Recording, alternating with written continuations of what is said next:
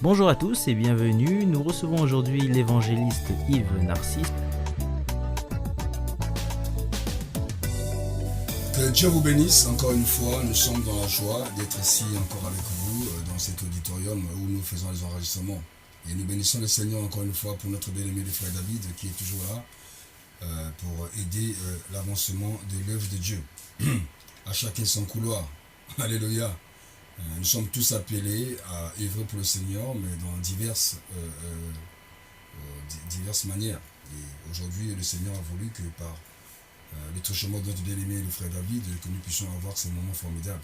Car c'est lui le technicien, le responsable de celui où nous sommes aujourd'hui en train d'enregistrer ces messages. Que Dieu vous bénisse. Nous allons prendre aujourd'hui nos Bibles, encore une fois, et nous allons tourner nos pages dans le livre de Marc. L'évangile de Marc au chapitre 8, et nous allons lire un récit formidable. Et ce récit m'a toujours touché depuis plus de 20 ans aujourd'hui. Ça m'a toujours vraiment touché, ce message. Ça m'a vraiment touché. Et je sais que cela va certainement vous toucher également. Parce que c'est une grande vérité. Une grande vérité qui nous suivra partout dans toute notre vie. Écoutez ceci. Alléluia. La Bible dit, au chapitre 8 et au verset 22. Ils se rendirent à Bethsaïda et en amena vers Jésus un aveugle qu'on le pria de toucher. Il prit l'aveugle par la main et le conduisit hors du village. Puis il lui mit de la salive sur les yeux. Il imposa les mains et lui demanda s'il voyait quelque chose. Il regarda et dit, « J'aperçois les hommes, mais j'en vois comme les arbres et qui marchent. » Jésus lui mit de nouveau les mains sur les yeux. Et quand l'aveugle regarda fixement, il fut guéri. Il vit tout distinctement. Alors Jésus le renvoya dans sa maison en disant, « N'entre pas au village. » Alléluia. Grande vérité. Écoutez ceci. Ils se rendirent à Bethsaïda. C'était une ville. Et finalement, on amena vers Jésus un aveugle qu'on lui pria de toucher. On a dit certainement, « Seigneur, regarde cet aveugle. Nous savons que si tu touches ses yeux, il pourra voir comme nous. Et nous te prions, Seigneur, est-ce que tu peux pas l'aider ?» Et je pense que l'aveugle également avait la même pensée. Il voulait une guérison. Alléluia. Mais écoutons ceci. Regardez ce qui se passe. Donc, le Seigneur prit l'aveugle par la main et le conduisit hors du village. Ah, voici un élément. Il prit l'aveugle et le conduisit hors du village. Nous allons savoir pourquoi. Puis il lui mit de la salive sur les yeux, lui imposa les mains et lui demanda s'il voyait quelque chose. L'aveugle regarda et dit, « J'aperçois les hommes, mais j'en vois comme les arbres. Mais les arbres qui marchent. » Oh! C'est surprenant. Écoutez, Jésus lui mit de nouveau les mains sur les yeux, et quand l'aveugle regarda fixement, il fut guéri et vit tout distinctement. Alors Jésus le renvoya dans sa maison en lui disant, n'entre pas au village. Il y a une grande contradiction lorsque nous regardons très bien ce message, ce récit. Mais il y a des grandes vérités dans ce récit. Des grandes choses. Oh, alléluia. Nous croyons que nous allons avoir le temps de dire ces choses. Merci parce qu'il y a des bonbons spirituels là-dedans. Écoutez, mes bien-aimés. Regardons ceci. Le Seigneur va rencontrer un aveugle. Et il va prendre l'aveugle, la Bible dit, il prit l'aveugle et l'emmena hors du village. Pourquoi il l'emmena hors du village? Mais je pense, au nom de Jésus-Christ, que la révélation qui habite là, qui habite ce récit, veut nous faire comprendre que le Seigneur voulait l'emmener hors du village, parce que hors du village, la personne ne veut plus être entourée des personnes qui n'avaient pas la foi. Les gens qui habitaient Bethsaïda, qui doutaient certainement, ils voulaient emmener cet aveugle-là devant sa propre responsabilité. Il l'emmena hors du village afin que l'influence de ses frères ou certainement de ses sœurs ne puisse pas altérer à sa foi. Parfois, Dieu veut nous emmener hors du village. Il veut nous emmener hors de notre conception que nous avons ici sur la terre des humains. Dieu veut nous emmener hors de notre raisonnement cartésien pour recevoir les fruits d'une vie abondante dans les pensées qui viennent de lui. Mais bien aimé, pour recevoir un miracle, il est mieux pour nous de sortir de notre pensée cartésienne. Pour recevoir un miracle, il est pour nous obligatoirement de sortir de la pensée commune. Pour recevoir quelque chose de Dieu, nous devons sortir de notre conception intellectuelle. Alléluia. La connaissance spirituelle, elle est certaine, elle vient par la grâce de Dieu. Mais la connaissance naturelle est sujet d'analyse. Nous ne pouvons pas analyser les choses spirituelles. Non. Alléluia. Non, ça ne se passe pas comme ça. C'est pas parce que nous avons fait des années et des années d'études bibliques que nous allons comprendre obligatoirement les choses spirituelles. Même une maman qui est dans la forêt, qui n'a pas connu les grandes choses, Dieu peut révéler à cette maman la révélation que même nous, nous serons certainement étonnés, nous qui avons eu le temps d'étudier ces choses spirituelles. Parce que la connaissance spirituelle, elle vient quand Dieu veut donner à qui il veut. Parce que Dieu regarde le cœur. Écoutez, nous n'allons pas rentrer dans le sujet, ce n'est pas le sujet d'aujourd'hui. Mais nous voulons revenir pour voir l'histoire de cet aveugle. Dieu, le Seigneur, le Seigneur Jésus, emmena cette personne hors du village pour lui inculquer la connaissance spirituelle. Et regardez encore une chose. Il toucha ses yeux. Et il posa la question à cet aveugle-là s'il voyait quelque chose. Et l'aveugle regarde. La Bible dit qu'il regarde, il dit, je vois. Écoutez ceci. Il dit, je vois. Mais je vois les hommes comme des arbres. Mais les arbres qui marchent. Ah non, non, non, non, non. Les hommes ne ressemblent pas aux arbres. Le pire, c'est que cet aveugle est en train de voir les hommes comme des arbres, mais les arbres qui marchent. Alléluia. Voici la vérité dans ce récit. Lorsque nous sommes touchés pour la première fois, lorsque nous venons à l'église, nous venons au Seigneur pour la première fois, nous voyons les choses pas distinctement. Nous voyons les autres encore comme des arbres qui marchent. C'est pourquoi nous pouvons les calomnier. Nous voyons les autres comme les arbres qui marchent. C'est pourquoi nous pouvons les insulter. Nous voyons les autres comme les arbres qui marchent. C'est pourquoi nous sommes capables de ne pas les aimer. Parce que nous ne les voyons pas exactement comme Dieu veut que nous puissions les voir.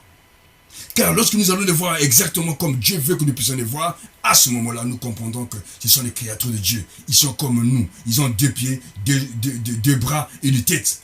Parce que cet aveugle-là, n'oubliez pas, mes bien-aimés, il ne voyait pas les hommes exactement comme ils sont constitués. Il les voyait comme des arbres.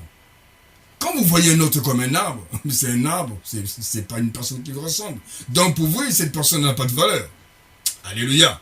Alors le Seigneur a encore appliqué, il a encore mis ses mains sur ses yeux, et afin que l'aveugle puisse bien voir. Vous allez voir, la seconde fois, lorsque le Seigneur a encore appliqué, nous allons lire pour ne pas dire les choses qui nous viennent de la tête, nous allons lire ce que le Seigneur a fait. Voilà ceci, il regarda et dit, verset 4, il regarda et dit, j'aperçois les hommes, mais j'en vois comme les arbres et qui marchent. Jésus lui dit de nouveau, Jésus lui mit, écoutez bien, Jésus lui mit de nouveau les mains sur les yeux. Et quand l'aveugle regarda fixement, il fut guéri et vit tout distinctement. Alléluia. C'est la seconde fois quand Dieu, le Seigneur, a touché ses yeux, il a vu maintenant les choses distinctement. Mais bien aimé, lorsque nous venons au Seigneur, nous avons le premier toucher. Le Seigneur nous touche et nous oriente. Et à un moment donné, nous avons besoin d'une deuxième toucher.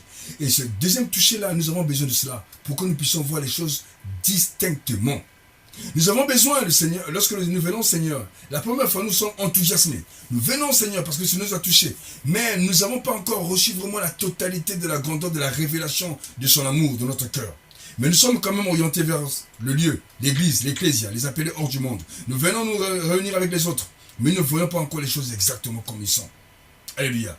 Mais c'est en travaillant, c'est en étudiant la parole, c'est en restant au pied du Seigneur que nous allons un jour être touchés pour la seconde fois. Et là, nous verrons les choses distinctement.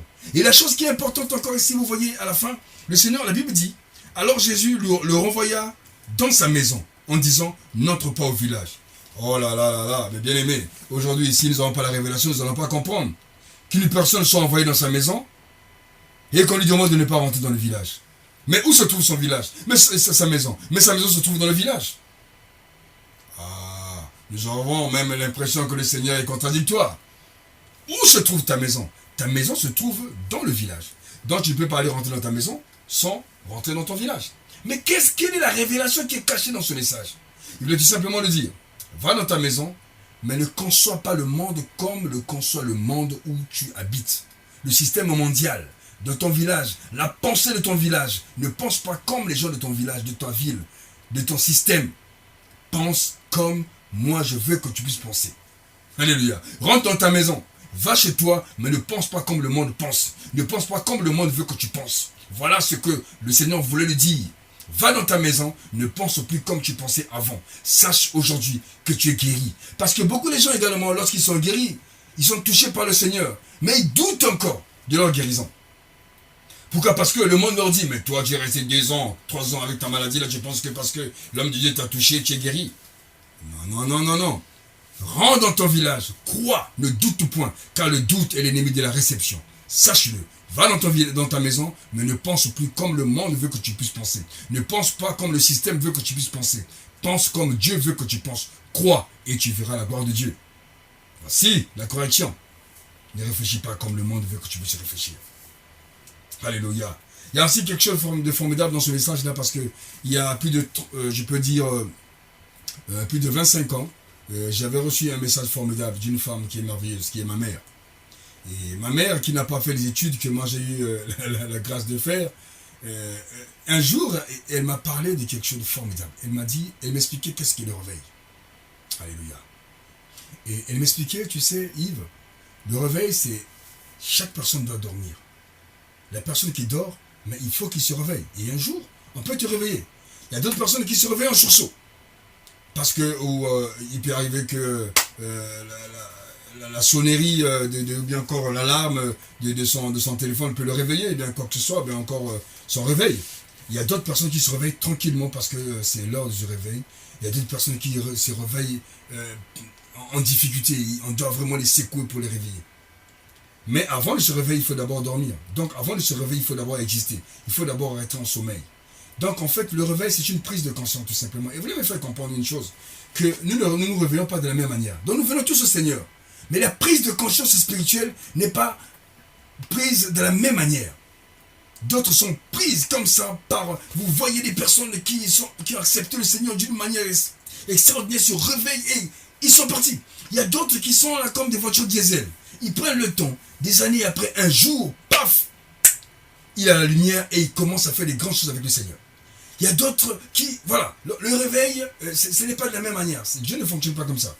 La manière dont Dieu travaille avec David, il ne veut pas travailler de la même manière avec moi. La manière que Dieu travaille avec moi, ne travaille pas avec Jacques ou bien encore avec Maud. Ce n'est pas de la même manière. Chacun reçoit selon le rendez-vous qu'il a avec le Seigneur. Le Seigneur a guéri les personnes d'une manière. Mais avec cet aveugle-là, le Seigneur était obligé d'appliquer 2 fois sur ses yeux afin qu'il puisse voir les choses distinctement. Nous sommes appelés à nous réveiller spirituellement. Si nous partons à l'église, nous sommes en train d'aller à l'église, il y a une chose qui est vraie, c'est encore le premier toucher. Et alors nous aurons besoin du deuxième toucher de Dieu, afin que nous puissions voir les choses distinctement. Que Dieu vous bénisse encore une fois. Merci, nous arrêtons là pour aujourd'hui et nous croyons que cela va nous donner quelque chose de bien dans notre vie.